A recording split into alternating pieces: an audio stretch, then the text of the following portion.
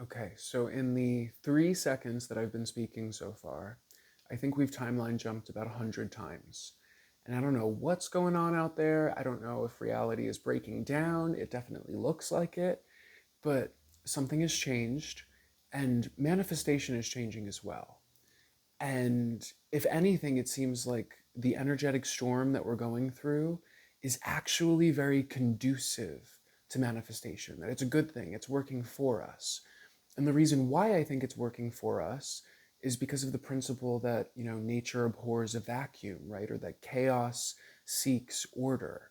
So when everything goes into a chaos state, that's kind of like the prime time to manifest because it's seeking order, it's seeking coherence.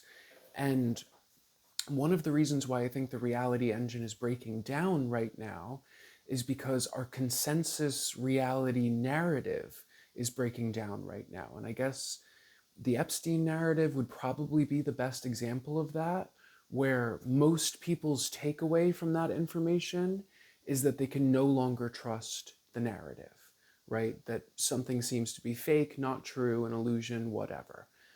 And our understanding of consensus reality is that consensus reality is basically an agreement, right? That the majority of the population agrees that reality is a certain way, right? And it's like all of the different new age gurus throughout history have talked about the bifurcation of the timelines, right? That eventually we would move towards the split, right? What Dolores Cannon would have called the new earth versus the old earth, right?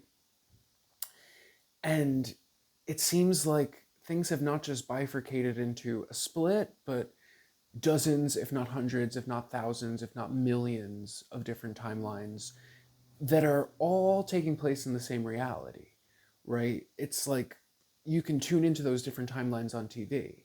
It's kind of like how Bill Hicks used to say that you turn on the TV and it's war and chaos, but then you look out your window and everything is peaches and sunshine, right? It's like which reality is real? But it's like that on crack because there's so many different realities in between that people are experiencing, right? So the question is, what reality do you want to experience?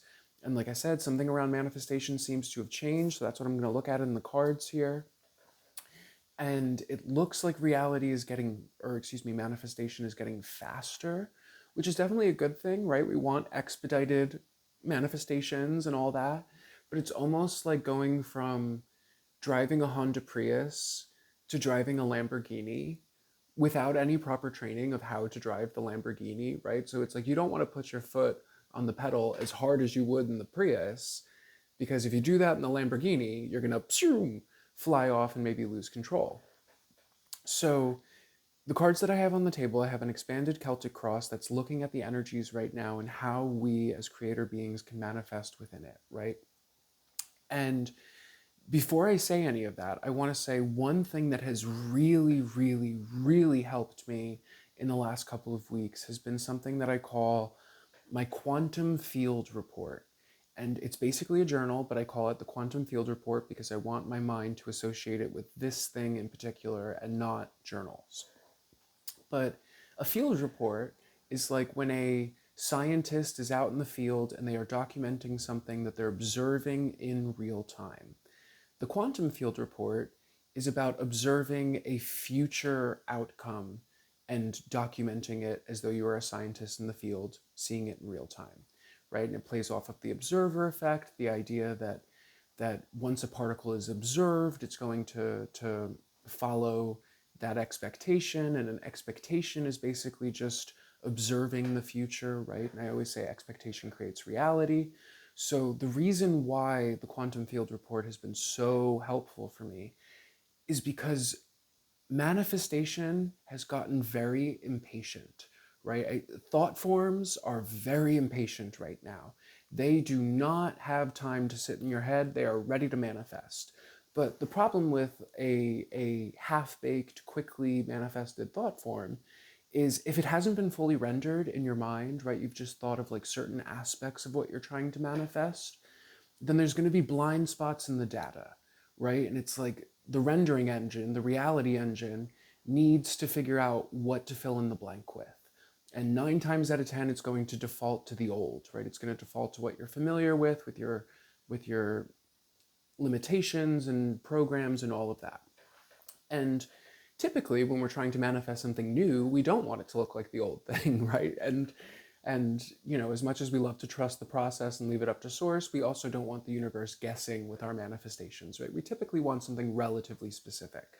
So the quantum field report for me is just like a stabilizer, where it's like before I've done any real manifestation work, any scripting, before we've gotten to the sigils or the talismans or any of that stuff, it's like just a thought form. I use the quantum field report to stabilize the manifestation and give it some parameters that allow it to kind of stay on track, right? And it's usually super general. It'll be something like, again, it's like I'll date it a couple days into the future. So what is today? February 5th. So I might date it like February 8th, 2026. And I'll say things happened quicker and easier than I could have imagined. It all came with ease and grace. Everything about it was wonderful and beautiful, right? Basically, you're trying to imply that there was no turbulence, that it wasn't one of those situations where the windfall had to come with some sort of tragedy, as though there's like a cost to manifestation, right? You're basically just giving it a framework so that if the universe has to guess, right, if the manifestation is going to be so impatient that it goes 0 to 60 before you're ready, at least it has some parameters to work within, right? And again, it stabilizes it. So I would say that quantum field report, super, super simple. I recommend using a journal that you haven't used for anything else before, something clean. If you're wondering, can I go out and buy a journal for this thing, or does it have to be gifted? You can absolutely buy it. I think that's great too, because you're buying it with the intention of using it for this process. So that just entangles it with this energy, which I think is great. Typically for myself, if I'm ever buying like a magical journal and I myself have to buy it, I'll usually go and look for the type of journal that's designed to be a gift, right? Like there's certain journals where it's like they are literally marketed as either, you know, birthday gifts or stocking stuffers or whatever you call it. And the intention is that it's supposed to be special, right? That it's a special occasion kind of a thing. So I like that energy. And then of course, you know, whatever signs and symbols jump out to you. If you like hummingbirds, if you like butterflies, whatever works for you. But again, it's like keeping it clean, just affirming that this is what it's for. This is your quantum field report. So everything that's observed is official, right? This is history. This is documented. And it just allows the particles to collapse in real time. It stabilizes the impatient manifestation, and it keeps everything peachy. So that being said, let me jump into what we have on the table here. So bottom of the deck, we have the Seven of Wands. Actually, let me just pause for 1 second. Sorry, thank you. Seven of Wands at the bottom of the deck. So what this says to me is that you are in a better energetic position than you give yourself credit for, right?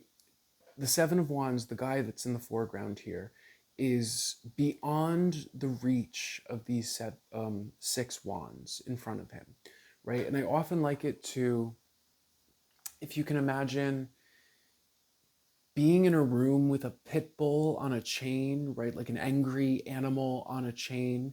And it's like the chain is 10 feet long, but you're 15 feet away from it, right? It's like it can't touch you.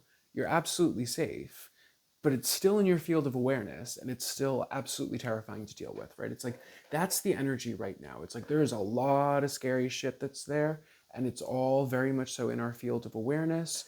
And a lot of it has, you know, the flavor of that Quran zone energy, where it's like as you're leveling up, there's things that can pop up almost like whack-a-moles that try to scare you away from what it is that you're moving towards, right? But it's like you're on high ground. You are safe. You are on, energetically, you're very stable. I don't know how else to say it, but everything else that you're up against, it's like they're all thought forms that are vying for dominance, right? It's like whatever it is that does manifest in the future is going to be the dominant thought form, right? The thought form that has the most energy, that's been given the most attention, right? So that's why the quantum field report is helpful, because it's containing the outcome, right? It's basically like anchoring the probability to whatever it is that you desire, as opposed to any of these six scary things that you're worried about, right? Because that I think is one of the issues with manifestation, is that we're in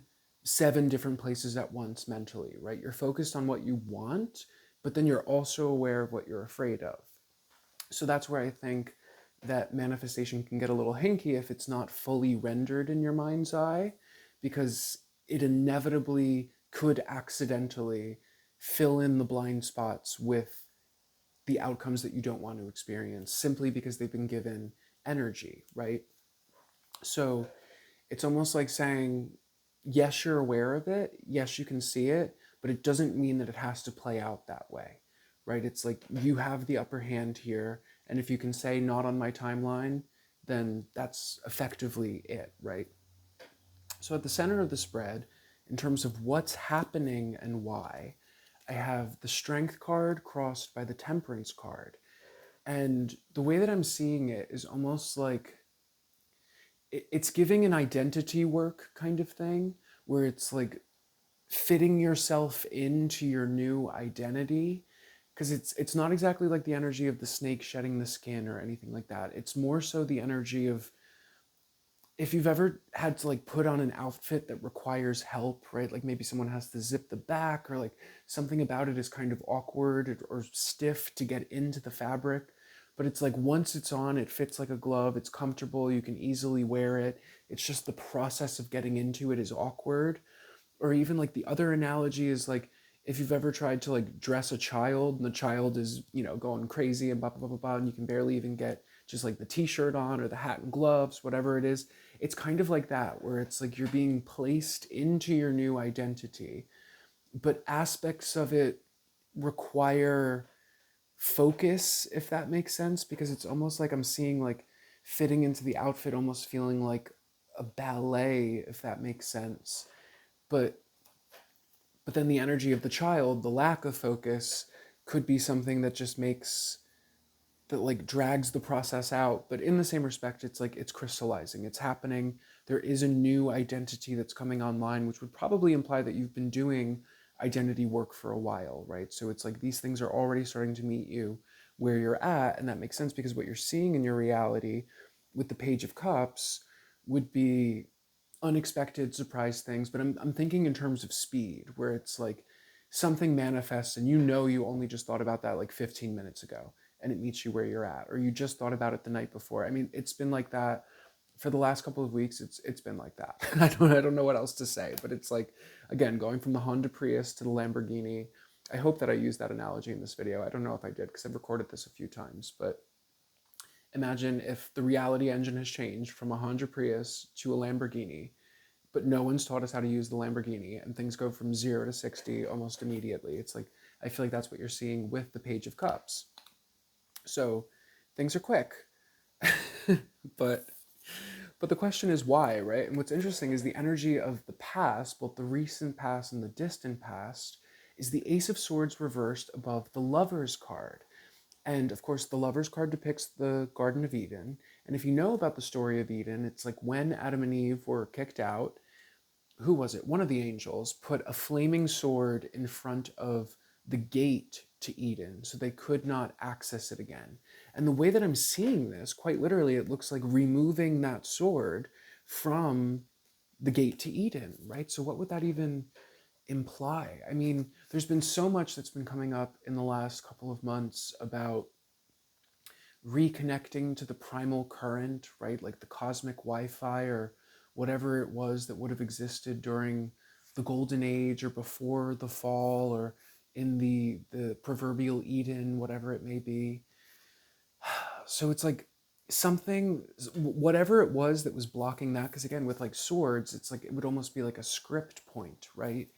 And it seems like wherever the blockage is, it must be somewhere in what we would call the subconscious mind, right? In our own subconscious or maybe id level conscious programming or something like that.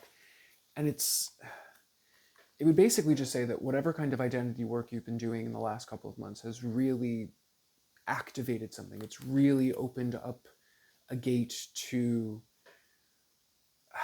maybe like the immediate manifestation, right? Because that was one of the things, was that at least while they were in Eden, they knew the secret name of God and had access to all of the angelic magic and were super powerful, immediate godlike creator beings or something like that, right? So something's up. And at the foundation of the spread, so basically what the universe is trying to show you here with the Two of Wands, well, the Two of Wands is actually looking at the Lover's card like this, that it's basically like an expansion. Not that it's literally an expansion of horizons, but specifically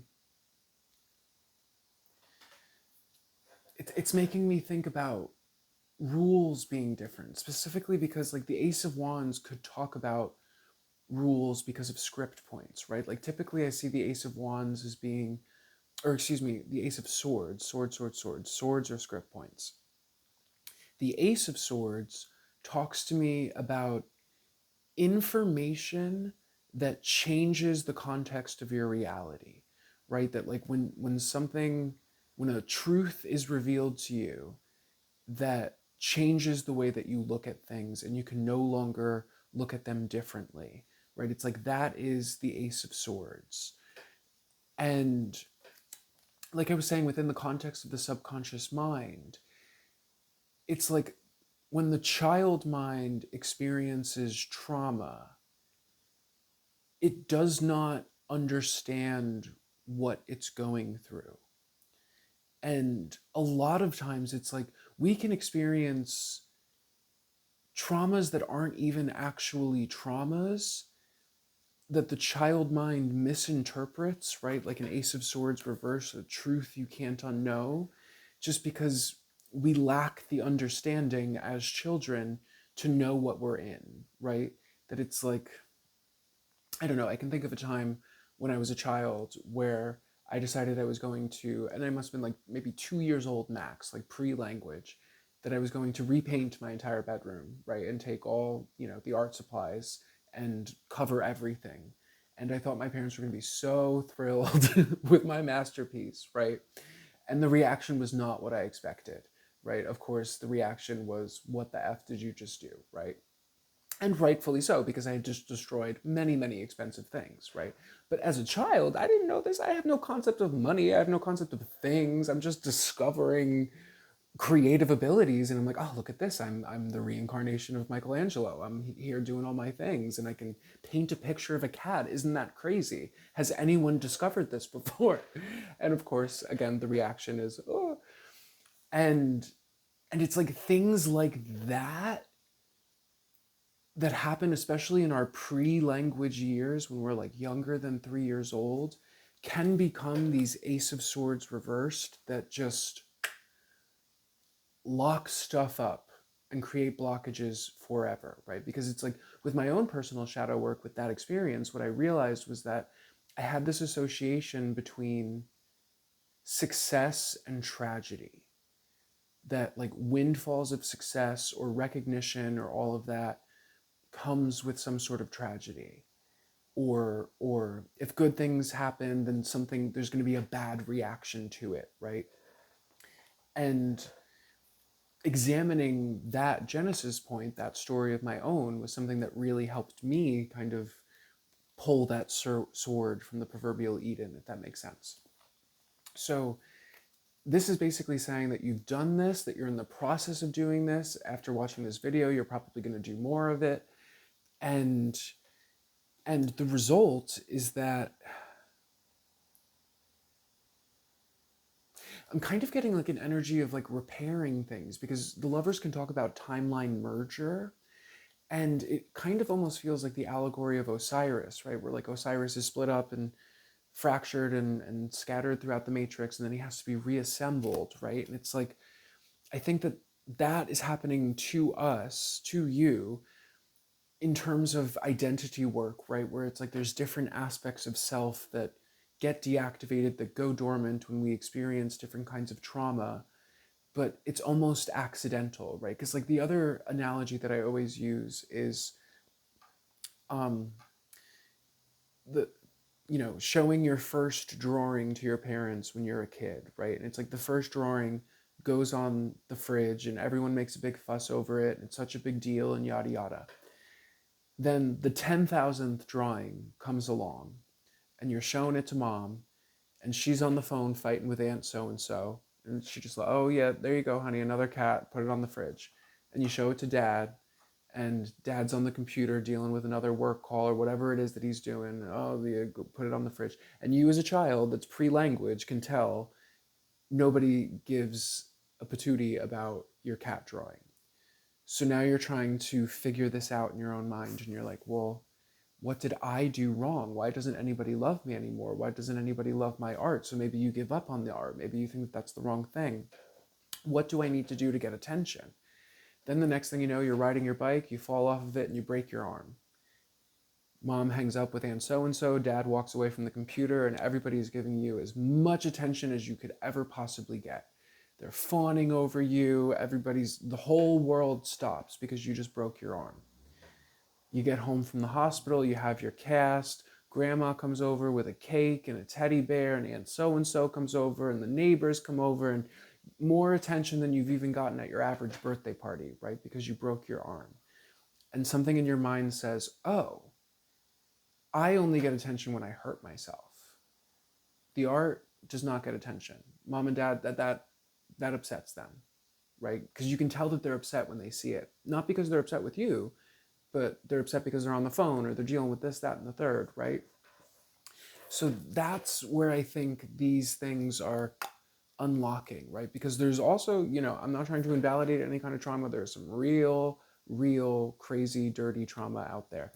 But it's the subtle stuff that we don't even realize is in the rendering engine that I think causes the most turbulence, right? Because at least with, the bigger stuff, we're typically aware of it, right? It's like we know how that played out and where the patterns are, and we can trace things back relatively easily with that.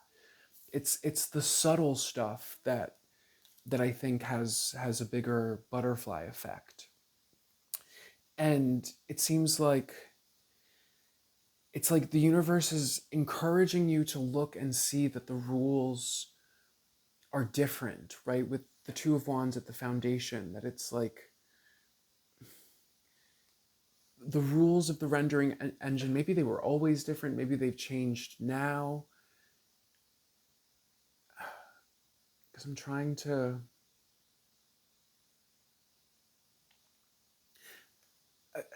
Again, it has very much so like a Plato's cave kind of energy, right? Where it's like something is stopping you because it's rendered, right? It's physically there, it's a thing. But then something finally encourages you to go up to it, and you realize that it's just a hologram, right? That it's not actually something with teeth that can stop you from creating anything. That is the best way to say it, so maybe I'll just leave it there for now. But what's happening next, and why? Next we have the Five of Wands crossed by the Six of Swords, right? So the Six of Swords is a timeline jumping sword, or timeline jumping card, excuse me. And this is why things are going into this chaotic Five of Wands state, right? So the Five of Wands state is almost like, the way that I'm seeing it, how do I explain this? I don't even know how to articulate the vision that I'm seeing. It's, okay, so you have an orchestra that's led by a maestro, right? And the maestro is the one that's conducting and keeping everything in a particular tempo and activating all of the different sections and giving them direction, right? But then it's like mid-performance, the maestro just disappears. And everybody's still performing. But now it's like the cymbals guy doesn't know when to crash his cymbal, or this person doesn't know. It's like everything starts to get a little weird and wonky, and it's almost like each section starts directing themselves, or each individual starts directing themselves. I'm even thinking, the other analogy I was seeing in my head was like the TV show Westworld, where the theme park is all robots, right? But the robots are being guided by a central computer that's keeping the entire narrative that's throughout the park in coherence, right? But it's like, what would happen if the central computer deactivated, but all the NPCs were still active, right? And it's almost like they go on autopilot and they start moving in circles and things start going cuckoo. It's like, this is what is going to be happening next. Not because of anything that you're doing, but I think it's just like the collective narrative in general is going to be everything going off the rails and not making sense, because our reality is supposed to be a consensus reality, right? Collectively, we're all supposed to agree on the core tenets or principles of reality. But what happens when people stop believing that reality is even real, right? In a post-Epstein documents kind of world, right, where we know this is just the tip of the iceberg, what happens when the majority of the population suddenly doesn't believe the mainstream narrative, but also doesn't know what to believe, right? Because again, it's like the maestro has been plucked out and they've been in the orchestra forever just watching the maestro for direction. And now it's like, where do I get my direction from? Right? Because it's like, I used to be able to trust this guy because he was on the news. Now I can't trust. I used to be able to trust that person because they wore a fancy suit and said they had a couple letters next to their name. And now I can't trust that person.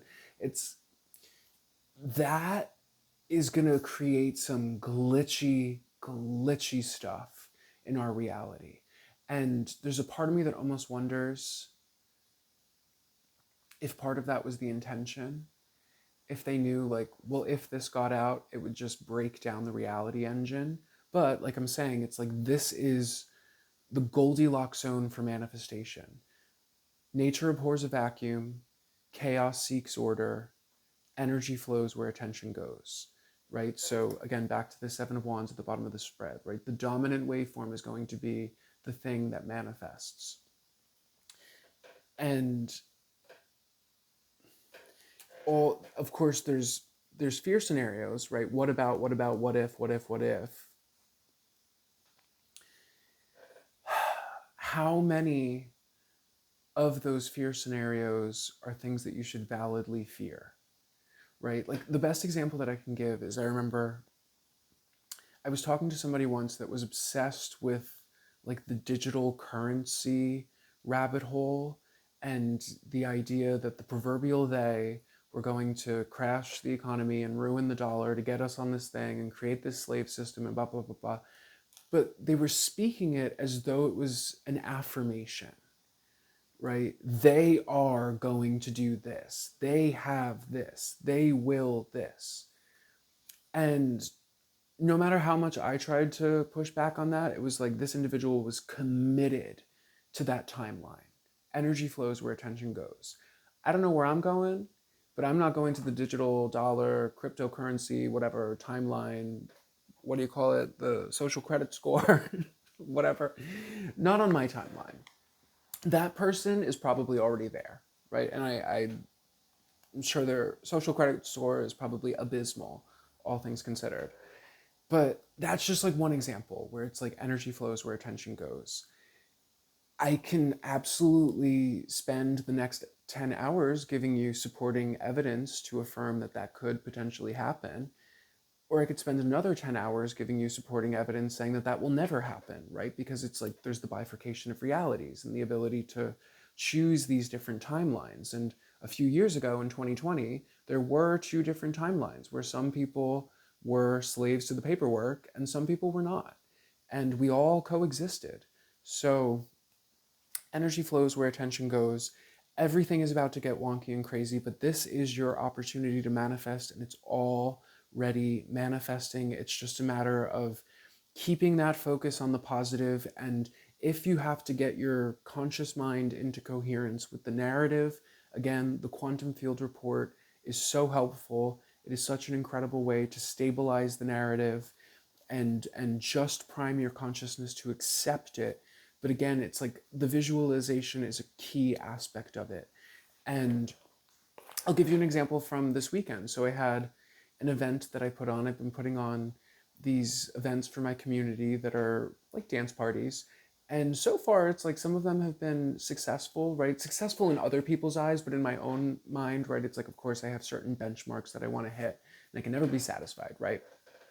So going into this one, we had had a couple of snowstorms that delayed the event. So I was really nervous that anyone was going to come out, and it was negative 400 degrees. It was the coldest day in history. But I really wanted this to be successful, and I've been thinking about all of these, manifestation updates. So I did my quantum field report and I observed that future event. And I literally, while I was observing the future event, I was visualizing the quantum subatomic particles, the photons and the quarks and whatever, collapsing into the probability that I was observing, which was that the event was successful. I was visualizing the room being full, and I was visualizing myself talking to my best friend and saying something very specific. It was a Britney Spears themed event. So I was saying to her when my friend was like, "Oh my god, it was so successful. Are you happy?" I said, "The power of Britney." And when I was visualizing this, I was also visualizing myself saying, "The power of Britney," in response to it being so successful. In spite of it being negative 400 degrees, the room was packed. I could not believe it. It was the most successful event we've had. Blah, blah, blah, blah, blah. Literally the power of Britney. So that's just one example of how the quantum field report can work, but it's very much so just observing that, right? Where it's like I could have observed all the things that I'm afraid of, right? I spend plenty of time doing that. But I find that when you choose to actually give some energy to the thing that you actually want to experience, it happens, right? So that's all this craziness, all of the breakdown that's happening, which is the Five of Wands, right? Which is just the reality engine itself collapsing. It's like all of that is just going to make it so much easier to experience timeline jumps and timeline shifts and do your reality transurfing. And because I feel like it's always during those glitchiest moments in life that like the most spectacular, miraculous things happen. Even the cool, weird stuff, like if you see a UFO or whatever, it's like that's always during a very glitchy period with a lot of chaos and change. So we're embracing it, we're looking forward to it, and it's almost like just using the energy like wind in your sails, right? Because again, it's like in a circumstance like this, right? The maestro has been plucked out of the equation, the orchestra has no idea what to do. That's the kind of moment where literally any dude could step on stage and or woman or any person could step on stage and pick up the maestro's stick and just start conducting, and everyone's going to follow it, right? So you have the opportunity to literally pick up the maestro's stick and just conduct the opera, right?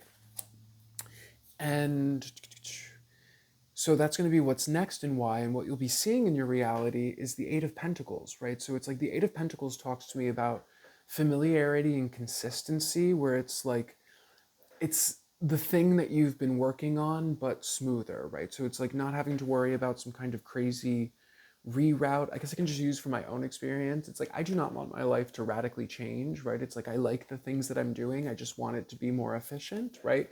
So that's kind of what I'm seeing with the Eight of Pentacles, right? Is that it's like just noticing that your reality gets more efficient and comfortable, because the Eight of Pentacles again is about familiarity, and the conscious mind is only comfortable with the familiar, even if the familiar is a negative, tragic loop. It's like that's where the conscious mind is comfortable, right?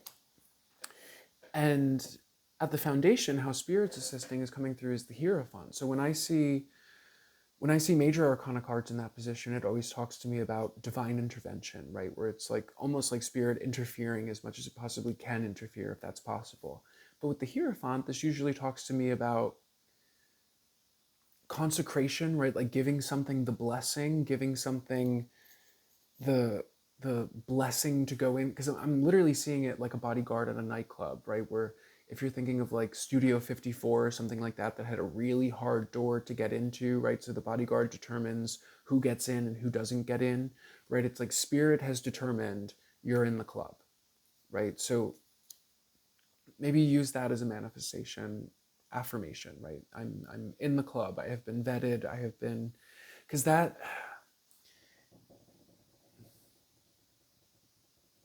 because that's going back to this Lover's card, how I was saying, like the Garden of Eden thing with the Lover's card and the sword, that it's like the system has recognized you as valid to enter. And it's like it's not that we ever were invalid, but I do think that there's programs that we had running personally that kind of scrambled our code. I think that might be the best way to say it. Because it feels self-inflicted in that regard. But still, we've done the identity work. Something has changed there. And the role that you're supposed to play in all of this is the Three of Cups. And this particular Three of Cups is feeling very entangly. Like, it's not the best way to say that, but because cups can talk about identity, and it seems like there's a lot of identity work energy that's coming through with this, especially with the Six of Swords, right? It gives like that reality transurfing kind of energy in terms of timeline jumping from one aspect of self to another aspect of self. And how I was saying with like the Eight of Pentacles, how it's like familiarity, but it's like the energy of consistent routine. I think that's the best way to say it, right? Because the collective itself, or the construct itself, has devolved into this Five of Wands state, which means again that the chaos is seeking order. And it seems like our personal algorithms that dictate reality are somehow dictated by our behaviors, right? How it's like your daily routine is your daily ritual. It's the ritual that creates your reality. But it's also the thing that informs your algorithm, almost the same way as like your social media timeline algorithm, right? Like what you see on your timeline is determined by the choices that you've made, by the posts that you've engaged with, your online behavior, so to speak, right? It's like that's the thing that generates your algorithm that ultimately informs your timeline, right? So it's like, I think another way to say it is like different behaviors coming online as different aspects of identity come online, right? Because the identity might have a slightly different voice, right? It's like the idea of moving with a little pep in your step, right? Because you're feeling really good about yourself or something like that, right? It's like, and this can be something that you play with as well, right? Because it's like you can identify behaviors in future versions of self and integrate them into your behaviors now, and basically entangle yourself with that future self and activate it quicker. I mean, the best way to say that is that it's like, I mean, it can even be something arbitrary where you're like, the version of me that has this thing manifested always cleans out their ears with a Q-tip every single night before they go to bed. So you pick up that arbitrary behavior, and that just signals to your conscious mind, your subconscious mind, that you are that version of self that experiences this timeline that corresponds to this algorithm, if you know what I'm saying, right? And you can do that at so many different levels, right? It can be things that you do to modify physical appearance. It could be things that you do to modify behavior. It can be literally anything. But I guess the idea is that it would be novel or new or something that's not really a part of your current routine, right? But it can also be things that you want to be a part of your current routine, right? That it's like, this version of myself spends 5 minutes a day on this project that I love, and just set yourself at something small, right? If you want to do a project of painting watercolors, right? That this version of myself gives 5 minutes a day to watercolors.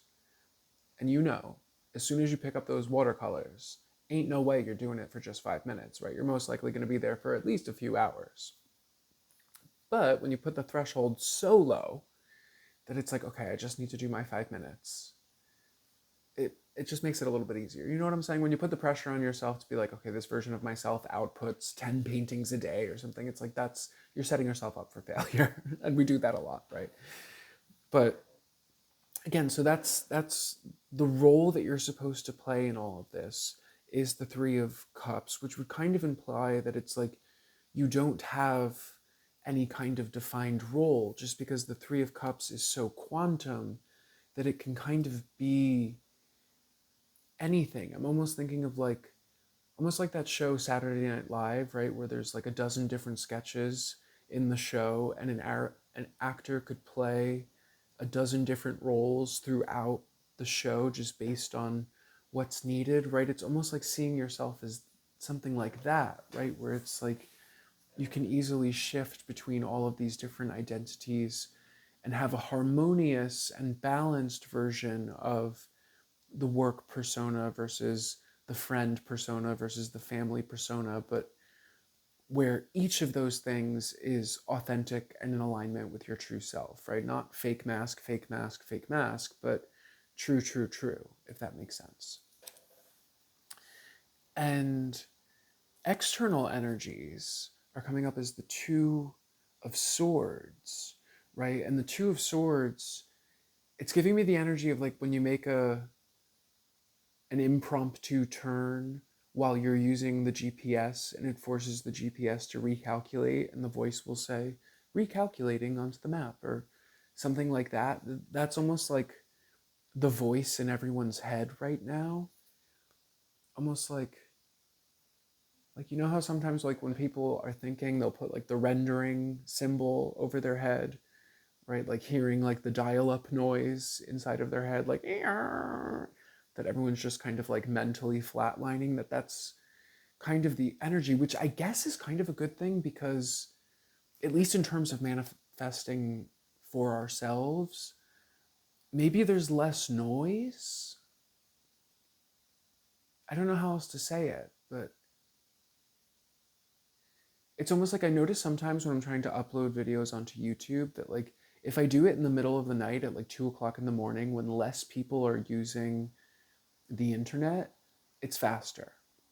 But when I try to do it during like peak internet usage hours, it can take forever. It's almost something like that, where it's like maybe that's why we've gone from the Prius to the Lamborghini and things are moving so much faster, because there's less noise coming from the NPCs. I don't know what else to say. Hold on. Okay, sorry. Well, either which way, hidden energies are coming up as the Four of Pentacles. And the Four of Pentacles right now is telling me that something is locked into place. It's bringing me back to the Seven of Wands that's at the bottom of the deck that's saying you're in a better position than you're giving yourself credit for. Like the Four of Pentacles is like something is effectively set in stone.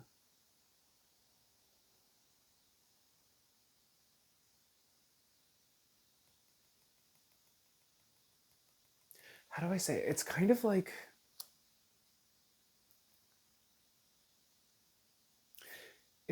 if the Matrix were breaking down, certain things would remain stable.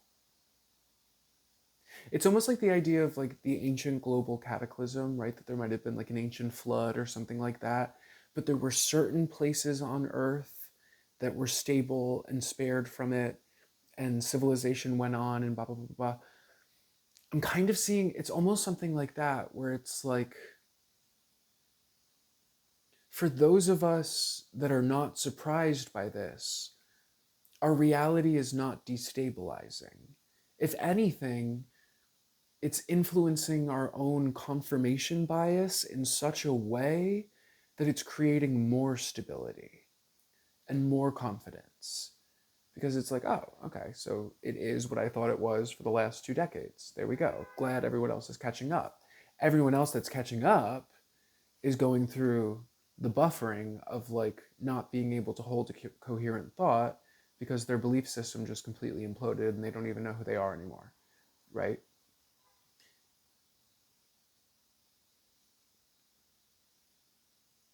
And the reason why I say ultimately I think this is a good thing is because it's like what manifests on the other side of this is what the creator beings inside of the construct manifest.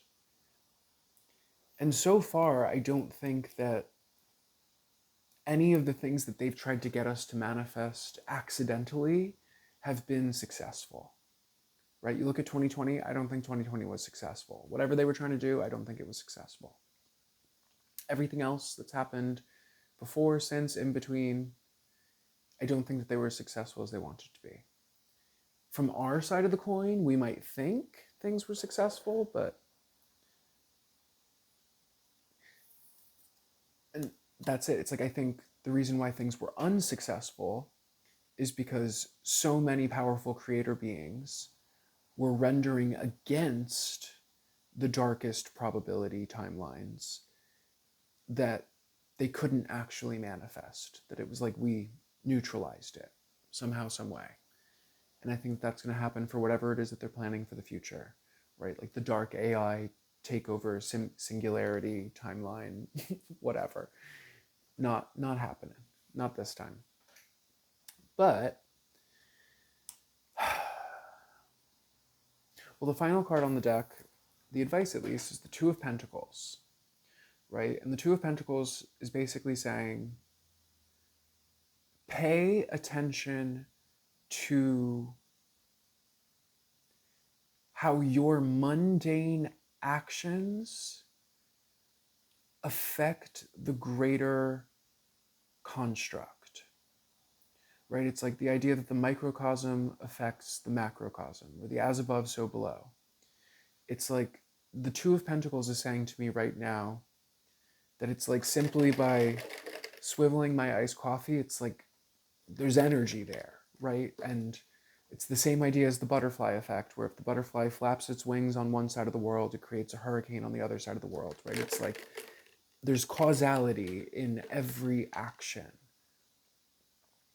especially when that action is entangled with intention, right? And I guess, because again, like Pentacles talk to me about like physical things, physical, tangible actions. And this is kind of bringing me back to the idea of the quantum field report, where it's like, with the way that he's doing like the juggling act, I'm almost seeing it as like quantum juggling, that it's like throwing things back and forth to yourself from the future in order to expedite the manifestation and smooth out the manifestation, but also control the rendering. And just really taking advantage of the fact that we've moved from the Prius to the Lamborghini, right? So like I always say, it's like if, you can assign intention to the action of taking out the garbage. So it's like, when I do this, I'm getting rid of this program or whatever it may be, right? And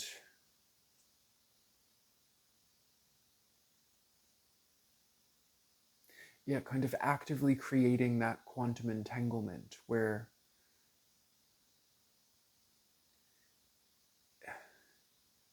it's basically like doing things with the purpose and the intention of affirming that you are on the timeline that you desire. I think that's the easiest way to say it.